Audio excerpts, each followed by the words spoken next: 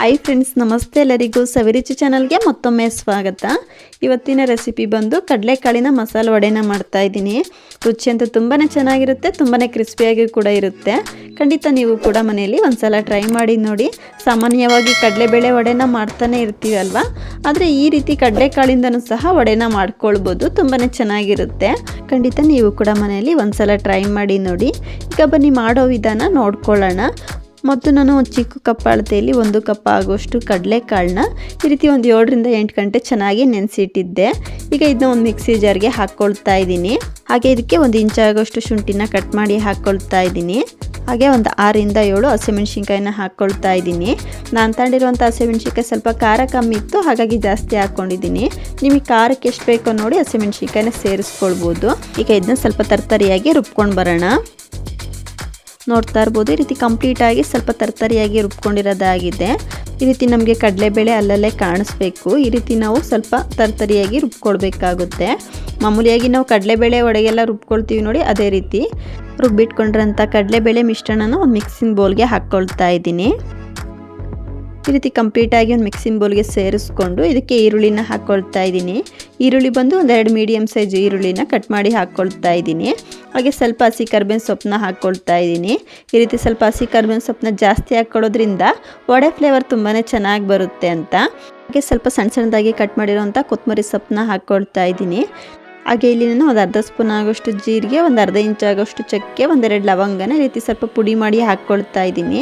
ನೀವು ಇದ್ರ ಬದಲು ಕಡಲೆಬೇಳೆ ರುಬ್ಕೊಳ್ತೀರ ನೋಡಿ, ಅದಕ್ಕೆ ಒಂದು ಅರ್ಧ ಇಂಚ್ ಆಗೋಷ್ಟು ಚಕ್ಕೆ, ಸ್ವಲ್ಪ ಜೀರಿಗೆ, 1-2 ಲವಂಗನ ಸೇರಿಸ್ಕೊಂಡ್ರೆ ಸಾಕಾಗುತ್ತೆ. ಈಗ ರುಚಿಗೆ ತಕ್ಕಷ್ಟು ಉಪ್ಪನ್ನ ಹಾಕ್ಕೊಳ್ತಾ ಇದ್ದೀನಿ. ನಿಮಗೆ ಇಲ್ಲಿ ಇಷ್ಟ ಇತ್ತು ಅಂದರೆ ಸ್ವಲ್ಪ ಸಬ್ಸಿಗೆ ಸೊಪ್ಪನ್ನು ಕೂಡ ಸೇರಿಸ್ಕೊಳ್ಬೋದು. ನೋಡಿ, ಈ ರೀತಿ ಕಂಪ್ಲೀಟಾಗಿ ಮಿಕ್ಸ್ ಮಾಡ್ಕೊಳ್ಳೋಣ. ನಾವು ನೀರೇನೋ ಹಾಕ್ಕೊಳ್ಳೋಕೆ ಹೋಗಬಾರ್ದು. ಉಪ್ಪು ಹಾಕಿರೋದ್ರಿಂದ ಈರುಳ್ಳಿಯಲ್ಲಿ ನೀರು ಬಿಟ್ಕೊಳ್ಳುತ್ತೆ. ಹಾಗಾಗಿ ಈ ರೀತಿ ಚೆನ್ನಾಗಿ ಮಿಕ್ಸ್ ಮಾಡ್ಕೊಳ್ಳೋಣ. ನೋಡ್ತಾ ಇರ್ಬೋದು, ಈ ರೀತಿ ಕಂಪ್ಲೀಟಾಗಿ ಮಿಕ್ಸ್ ಮಾಡ್ಕೊಂಡಿರೋದಾಗಿದೆ. ಈಗ ಉಂಡೆಗಳಾಗಿ ರೆಡಿ ಮಾಡಿ ಇಟ್ಕೊಳ್ಳೋಣ.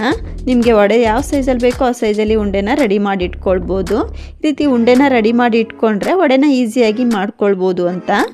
ನೋಡಿ, ರೀತಿ ನಾನು ಎಷ್ಟು ಬೇಕೋ ಅಷ್ಟು ಸ್ವಲ್ಪ ಉಂಡೆಗಳನ್ನ ರೆಡಿ ಮಾಡಿ ಇಟ್ಕೊಂಡಿದ್ದೀನಿ. ಈಗ ವಡೆ ಶೇಪ್ನ ಮಾಡ್ಕೊಳ್ಳೋಣ. ಈಗ ಹಸ್ತದ ಮೇಲೆ ಈ ರೀತಿ ಉಂಡೆನ ಇಟ್ಕೊಂಡು ಈ ರೀತಿ ಕೈಯಿಂದ ಪ್ರೆಸ್ ಮಾಡಿಕೊಂಡ್ರೆ ಆಯಿತು. ತುಂಬ ಸಿಂಪಲ್ಲಾಗಿ ಕೂಡ ಮಾಡ್ಕೊಳ್ಬೋದು. ನೋಡ್ತಾ ಇರ್ಬೋದು, ಸ್ವಲ್ಪನೂ ಹೊಡಿತಾ ಇಲ್ಲ, ತುಂಬಾ ಚೆನ್ನಾಗಿ ಬರುತ್ತೆ. ನೋಡಿ, ರೀತಿ ನಾವು ಉಂಡೆನ ರೆಡಿ ಮಾಡಿ ಇಟ್ಕೊಂಡ್ರೆ ಈಸಿಯಾಗಿ ವಡೆನ ರೆಡಿ ಮಾಡ್ಕೊಳ್ಬೋದು. ಅಷ್ಟರಲ್ಲಿ ಎಣ್ಣೆನೂ ಕೂಡ ಕಾಯ್ಲಿಕ್ಕೆ ಇಟ್ಟಿದ್ದೆ. ಎಣ್ಣೆನೂ ಕೂಡ ಹದವಾಗಿ ಕಾದಿದ್ದೆ. ಕಾದಿರುವಂಥ ಎಣ್ಣೆಗೆ ವಡೆ ಮಿಶ್ರಣನ ಹಾಕ್ಕೊಳ್ಳೋಣ. ನಾವು ಈ ವಡೆ ಮಿಶ್ರಣನ ಹಾಕ್ಕೊಳ್ಳುವಾಗ ಉರಿನ ಪೂರ್ತಿ ಹೈ ಫ್ಲೇಮಲ್ಲಿ ಇಟ್ಕೊಂಡು ಕೂಡ ಫ್ರೈ ಮಾಡ್ಕೊಳ್ಬಾರ್ದು. ವಡೆ ಮೇಲೆಲ್ಲ ಬೇಗನೆ ಕಲರ್ ಚೇಂಜ್ ಆಗಿಬಿಡುತ್ತೆ, ಒಳಗಡೆ ಎಲ್ಲ ಬೆಂದಿರಲ್ಲ. ಹಾಗಾಗಿ ಮೀಡಿಯಮ್ ಟು ಲೋ ಫ್ಲೇಮಲ್ಲೇ ನಾವು ಈ ವಡೆನ ಚೆನ್ನಾಗಿ ಬೇಯಿಸ್ಕೊಳ್ಬೇಕಾಗುತ್ತೆ. ನಾವು ವಡೆನ ಹಾಕ್ಕೊಂಡಿದ್ದ ತಕ್ಷಣ ತಿರುವಾಕೊಳ್ಳೋಕೆ ಹೋಗಬಾರ್ದು. ವಡೆ ಎಲ್ಲ ಒಡೆದೋಗೋ ಚಾನ್ಸಸ್ ಇರುತ್ತೆ. ಹಾಗಾಗಿ ಈ ರೀತಿ 1 ನಿಮಿಷ ಬಿಟ್ಟು ತಿರುವಾಕೊಂಡು ಹದವಾಗಿ ಬೇಯಿಸ್ಕೊಳ್ಬೇಕಾಗುತ್ತೆ. ಈಗ ಮೀಡಿಯಮ್ ಫ್ಲೇಮಲ್ಲೇ ವಡೆ ಸ್ವಲ್ಪ ಕಲರ್ ಚೇಂಜ್ ಆಗೋವರೆಗೂ ಚೆನ್ನಾಗಿ ಬೇಯಿಸ್ಕೊಳ್ಳೋಣ.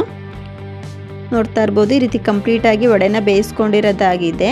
ಈ ರೀತಿ ವಡೆ ಕಲರ್ ಕೂಡ ಚೇಂಜ್ ಆಗಿದೆ, ನೋಡ್ತಾ ಇರ್ಬೋದು. ಇದಿಷ್ಟ ಆದರೆ ಸಾಕು. ಇದನ್ನ ಒಂದು ಪ್ಲೇಟ್ಗೆ ತಕ್ಕೊಳ್ಳೋಣ.